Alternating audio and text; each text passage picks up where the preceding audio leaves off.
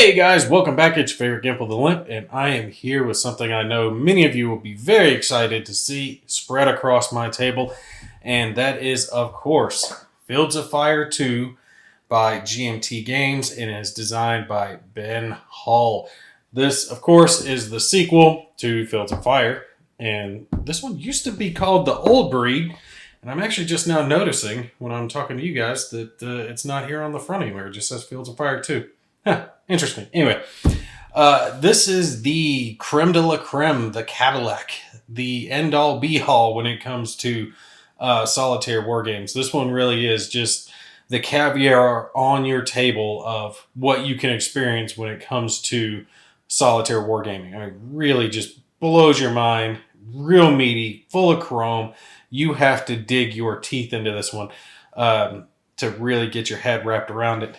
This video is just going to be an overview for those who don't know about the game specifically, just talking about the components, quality, the general gist of how the game is played. So if you're looking for the playthrough, take and pick up with me again on the next part where I'll take and actually jump into it. I've got the second mission of the World War II campaign set up here, and we're going to play through a few rounds of that and let you guys see how the game itself is played. So if that's what you're looking for, catch me on the next one. This one, we're just going to cover the components and talk about a few things. Before I start getting into the game proper, there are a couple things that I need to address. A couple niggles, couple little things egging at the back of my mind that are bothering me a little bit. One of the first things, all right, and this comes from what I was just saying about this being the Cadillac, all right, the creme de la creme. And you're not going to be top of the line solitaire wargaming, like really bringing out that unique experience without being a heavy game, without being a real meaty war game. Think Enemy Action Ardennes, you know, how much you have to wrap your mind around that game to take and really understand what you're doing. D-Day at Omaha Beach, D-Day at Tarawa. You know, those types of games where you really have to take and dig into it, learn it. You're not going to just sit down and read the rule book and just understand it. It's not some of the lighter fare that is out there. This is the hardcore. This is where you come when you want to take and dig your teeth in and enjoy a war game. So when I was looking at the box itself, something that bothers me a little bit is when I'm looking at the back of the box. Of course, solitaire suitability is rated as high because it's a solitaire game, of course. But the complexity is rated at medium. It's rated as a 5. And I'm sorry, that's off. That is just flat off. I think the first one was rated about a 5 as well. And they've got other similar games that are rated at a 5 that makes this just ridiculous. So as an example of what I'm talking about, I grabbed out another GMT game that I have. This is Flying Colors Volume 2, Serpents of the Sea. And I love the Flying Colors series. Real good series if you guys haven't played it. Definitely recommend. But this is another GMT game, so similar rating scale. Not as high on the suitability, but a 5 on the complexity. And these two just aren't even in the same ballpark, but they're rated as having the same difficulty level, really. The rule book for Serpents of the Seas, I don't remember exactly, but it's something like 20, 22 pages, roughly around there.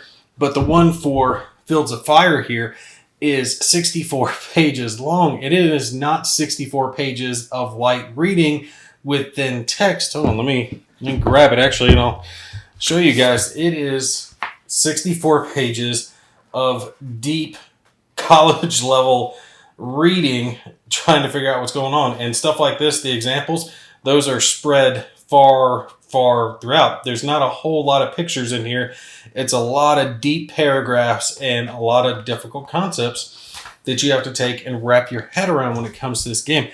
And I don't want to come out of the gate swinging, you know, bad, because don't get me wrong, I love Fields of Fire. I love these games. I love the first one. I am absolutely sure I'm going to love this one because this one has Marines. You know, so far in my alley, Semper Fi and all that good stuff, right? But you gotta be honest. You gotta be upfront about this. The complexity of this for this game absolutely should have been at least an 8 at a minimum, if not even higher. Because, all right, I've been playing war games for years, not years upon years, but I've been playing for a while. And I've got a good grasp. I mean, you guys see I've got a channel. I have to bounce around a lot. I have a lot of rules I've got to learn. And this one is one of the harder ones that I have to try to get my teeth around. And I feel like I'm being brave. I mean, not trying to like pat myself on the shoulder, but making a video about this game and going over it because of how difficult it is. Because I know already I'm going to make mistakes and I'm going to show you guys something wrong. With this game, there's just no way I'm going to get everything right. I just know it's not going to happen. I don't have the time to dedicate to this game to learn it to the extent that I'm not going to make a mistake. It is that deep.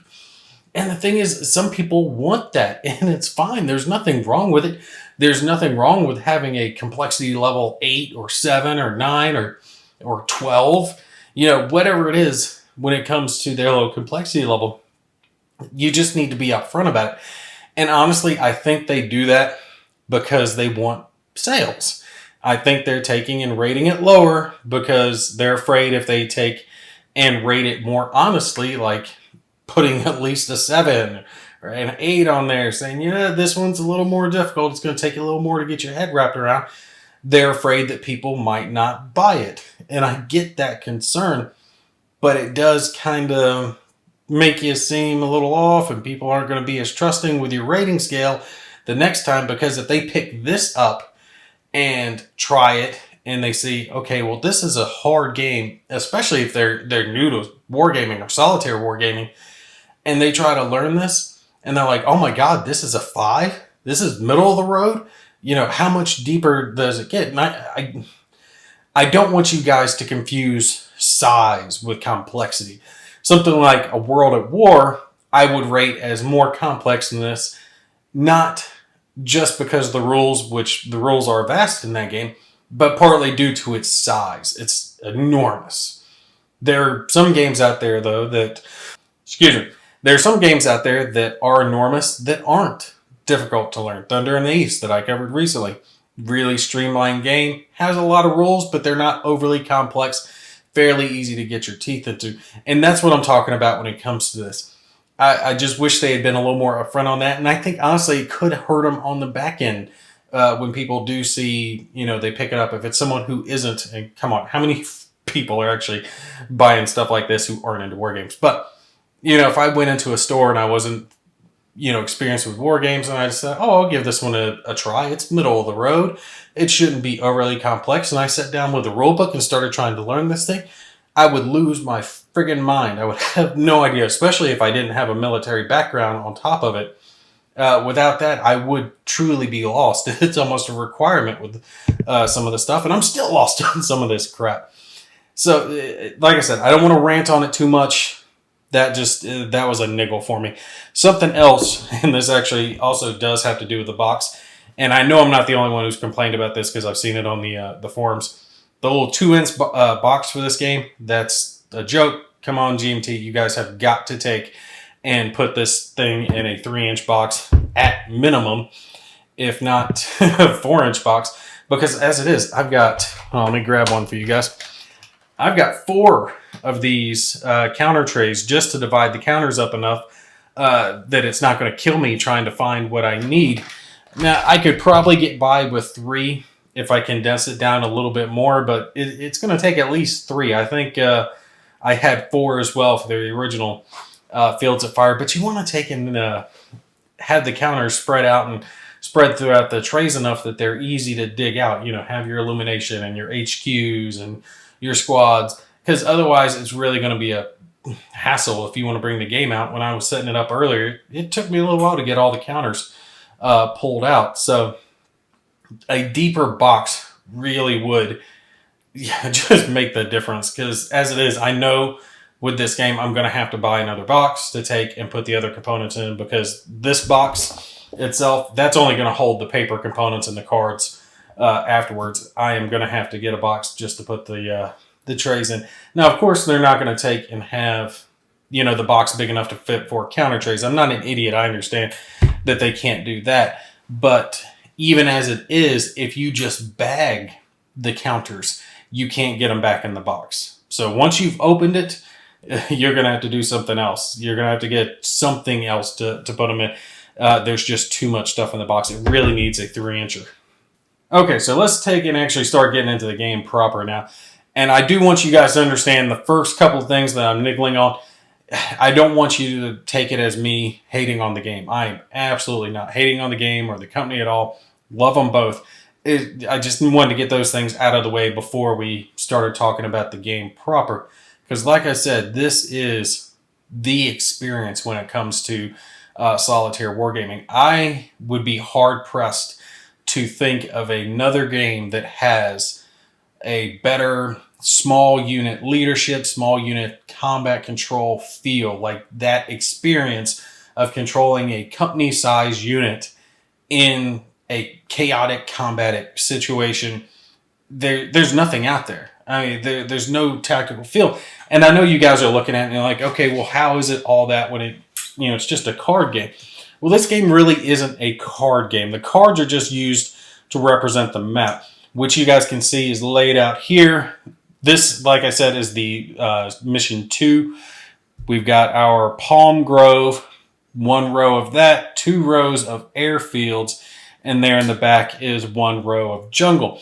It's a neat way for them to take and symbolize the terrain of Peleliu, where the Marines were landing and fighting to get an airfield, because it was a lot of open terrain with the beaches when they were trying to get the landing craft there, and then open terrain when they had airfields, obviously, for the planes to land, but a mess load of jungle as well, where the enemy could hide and conduct guerrilla-type raids against the units.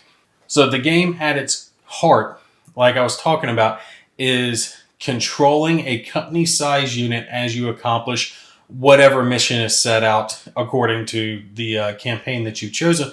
And you can pick from 3 different eras. You can take and fight in World War II, you can fight in Korea, or you can fight in Vietnam. Same eras that you had to choose from when it came to the first Fields of Fire. But again, this one is concerning itself with the Marines.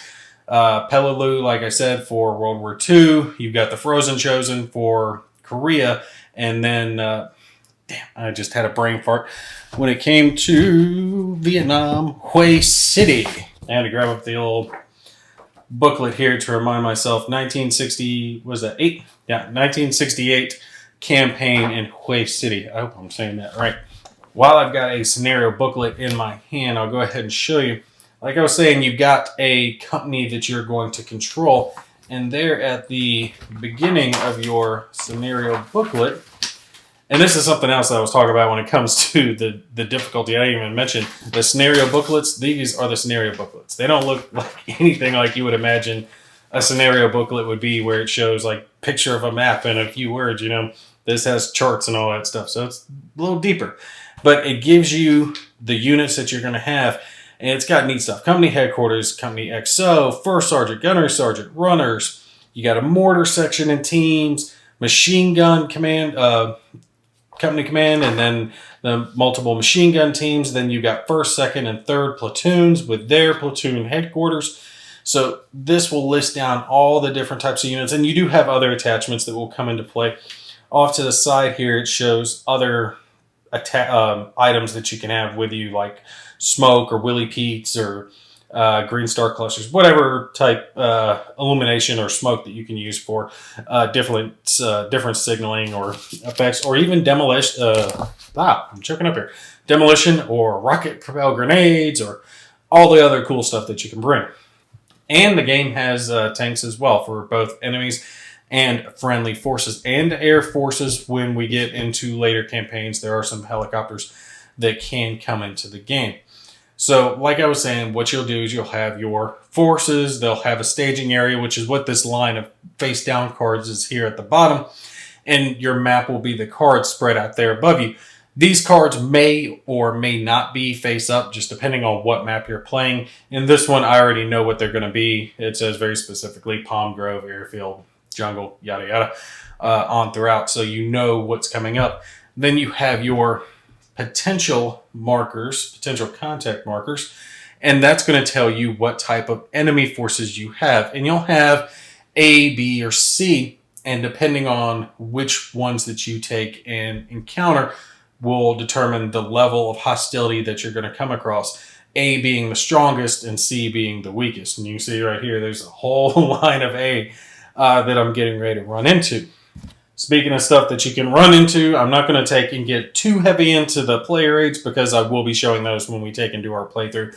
But you do have multiple player aids like this one that shows your Imperial Japanese Army forces. These are the ones that can potentially come out when you run into some of those potential contact markers. On the back, we have Communist Chinese forces or the North Vietnamese. I do like that they have enough player aids to cover the other stuff that we do need. These are symbols that you'll find on some of the cards, little descriptions of what you'll need on that. Let's see. Vehicles and anti-tank weapons, so the information that you need for those. And then we have an enemy activity chart. And we're just going to have to get into this when we start playing, because if I try to explain it, if you don't already know how to play the game, it's just going to go right over your head. So this just explains what the enemy's going to do. We got a little front and back. And then, of course, a pretty generic player aid chart that has bunches of different types of information that you'll need as you play through the game. Things like ranges, command limits, how many command draws that you'll get, the actions that you can take, how many draws they take. All that stuff we'll explain as we take and get further into the game.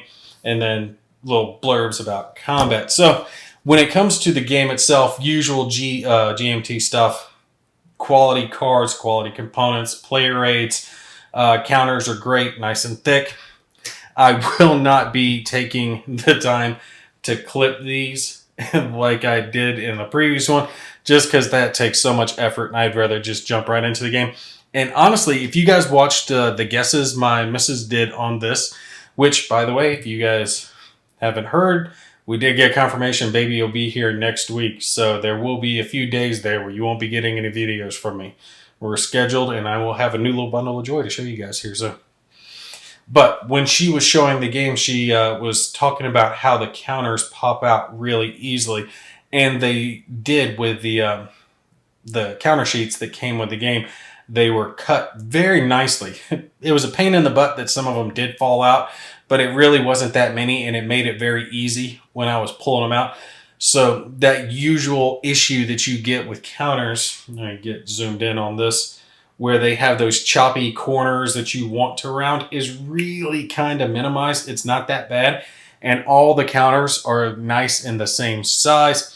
Problems I've run into before is you'll go to pick up a stack of counters and there'll be just that little bitty millimeter difference that makes it to where it's a real pain in the butt to try to use tweezers or your fingers to get the counters up. Have not experienced that at all with this. They were cut very well shaped. Haven't had any that I found yet that have been misprinted.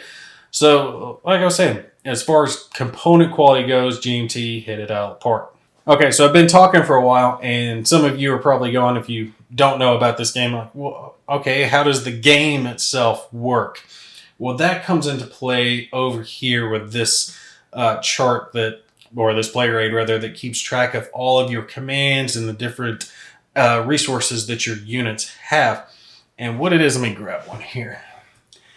You will take and draw cards from this action deck. This action deck is your everything for this game. This deck of cards runs I can't even describe without you guys seeing it how much it runs for this game. If you'll notice, there are no dice around this table.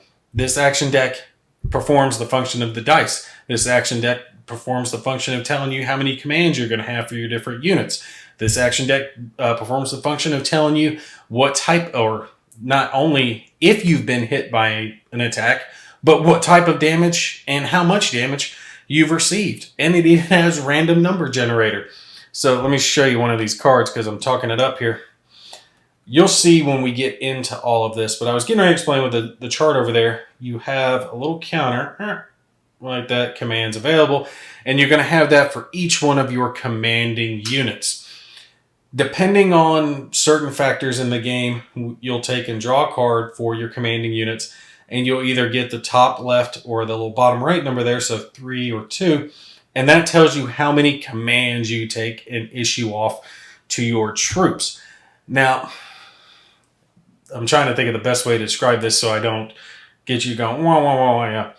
It sounds more difficult than it is, but let's say our company commander got 3 commands. Well, he could technically order the lowest troops on the ground, the fire teams. He could send an order down to them to cease fire or move or do whatever, but that's not the most efficient way, and that's not the way the military does it. We have a chain of command, and that's what this game really simulates very, very well, because that CO, that company commander, is not going to take his 3 commands for this turn and give the individual Marine the order. He's going to take and send those commands down to his subordinates. So either the XO or the platoon leaders or the machine gun team leader, whoever he's wanting to activate at that time, and he'll order them to activate.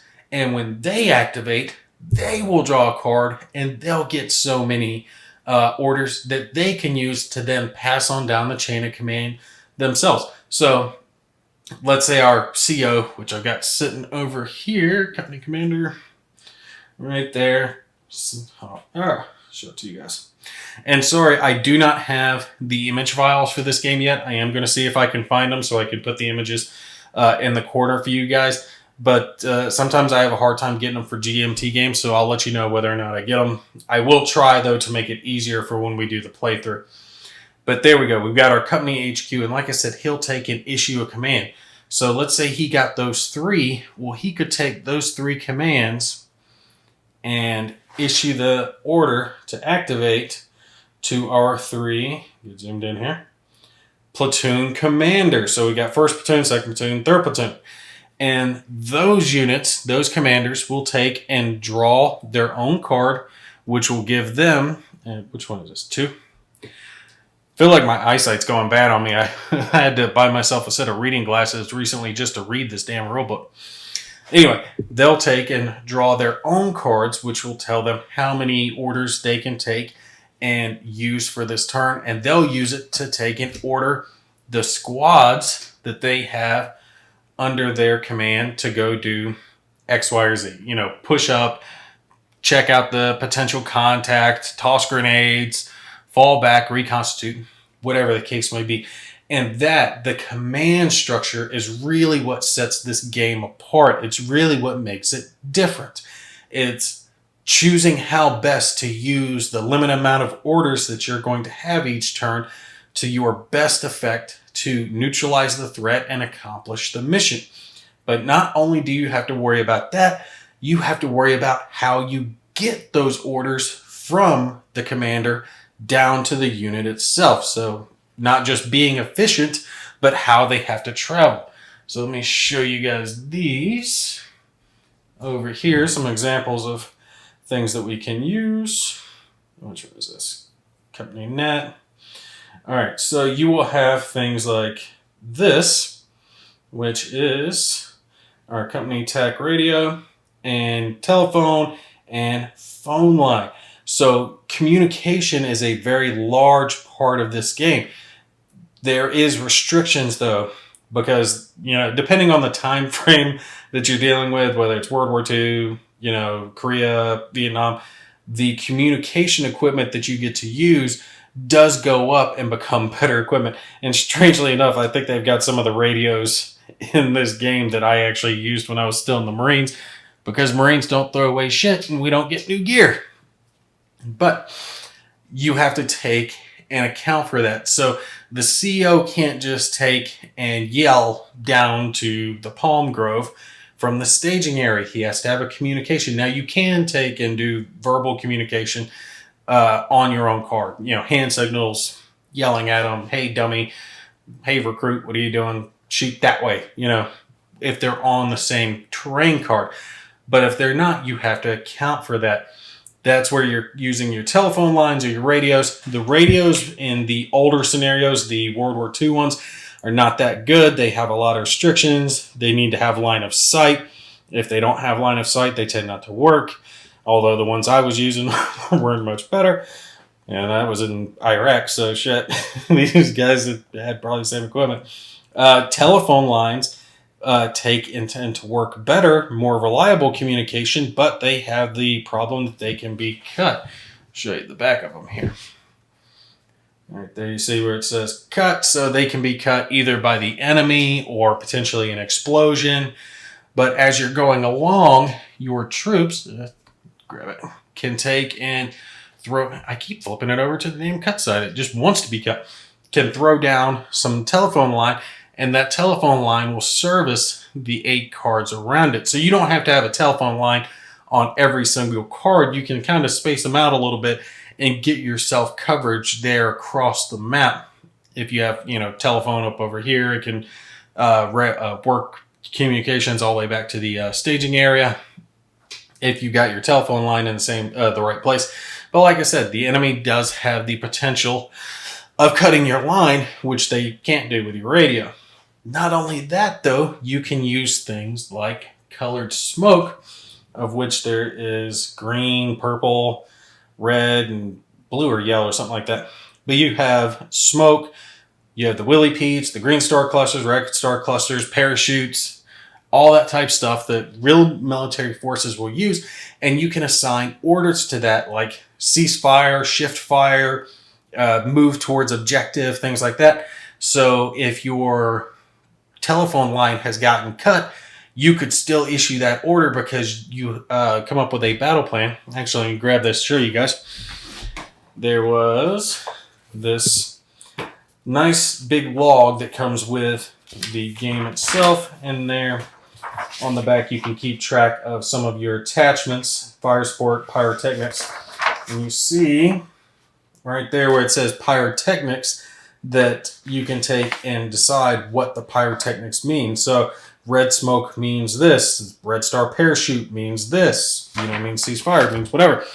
So if your units have pushed forward and the commander wants to take and relay to them, hey, push on that objective or pull back or bring your casualties, whatever they want to do, they can pop that red smoke, star cluster, whatever it is, and that counts as activating them, as issuing the order.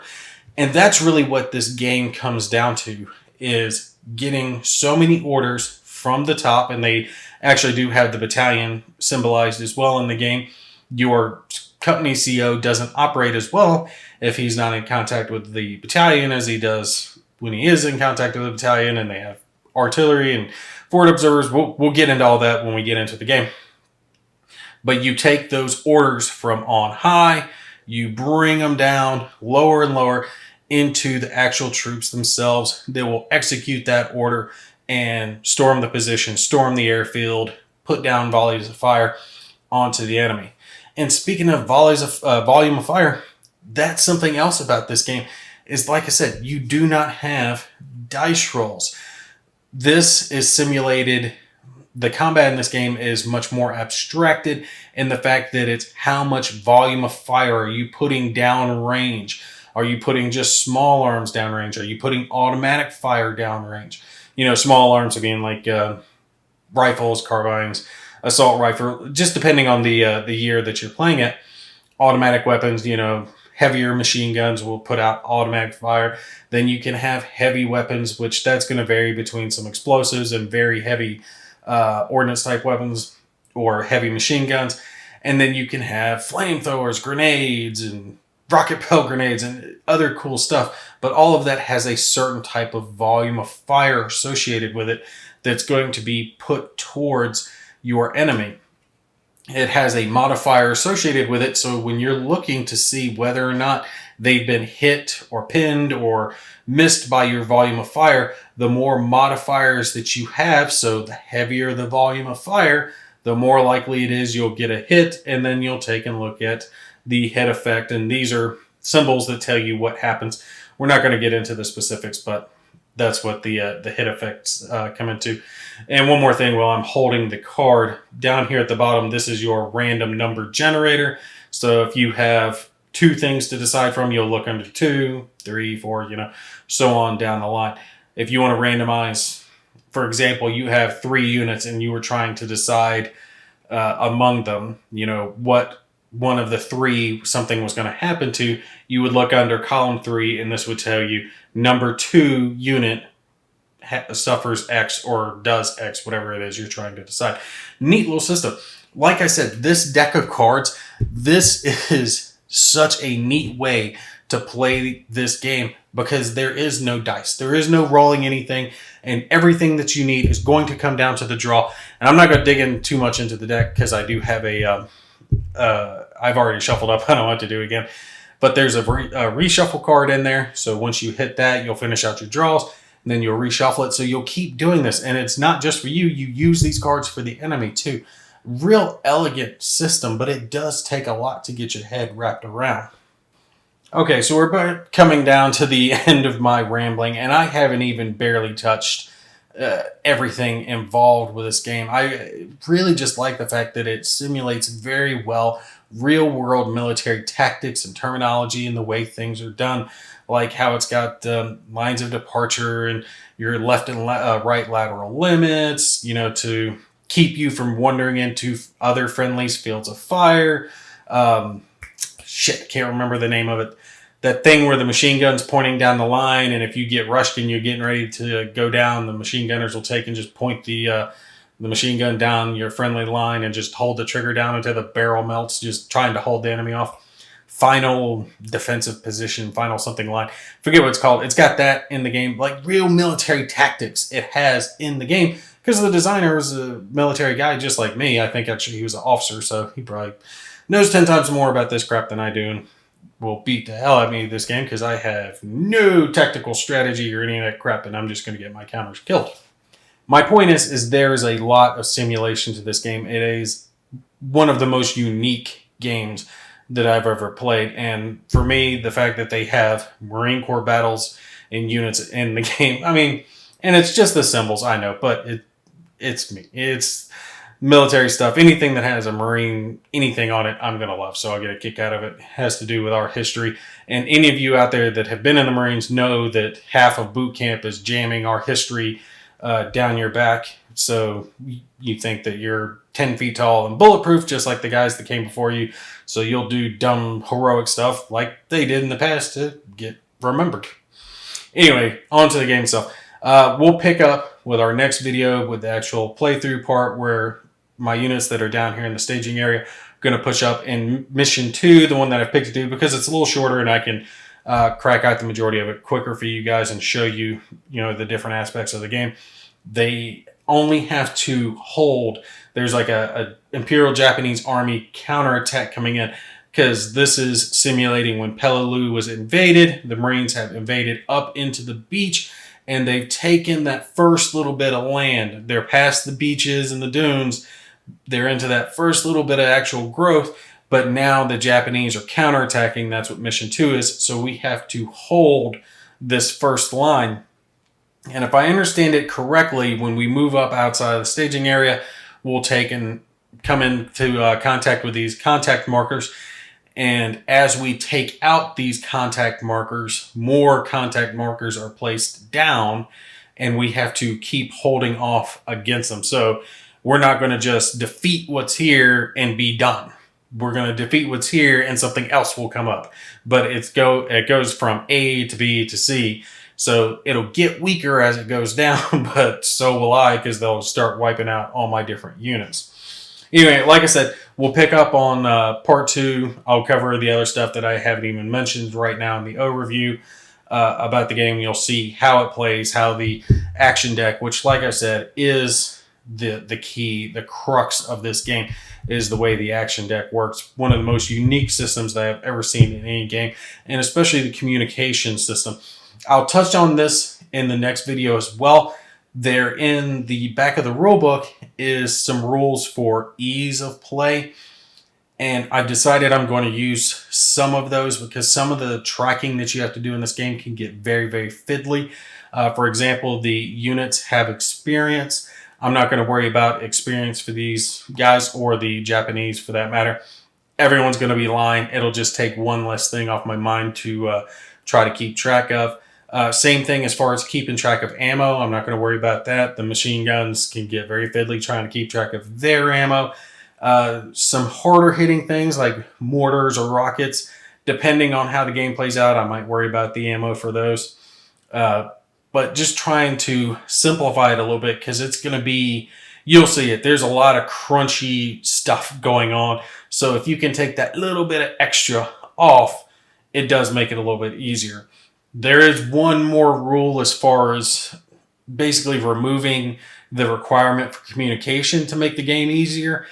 And I don't think I'm really going to use that rule, the easier part of the rule, because keeping your comms is one of the most important things in combat anyway. And hell, that's what I was. I was a radio man. So I like having that aspect in. I'll read it over and kind of poke around at it in between this video and the next one and see what I'm going to do. But I think I'm going to keep that aspect of the game untouched. All right, that's going to be it for me. You guys stay tuned. I will have the first part of the playthrough up as soon as I can. Y'all take care. I'll catch you in the next one.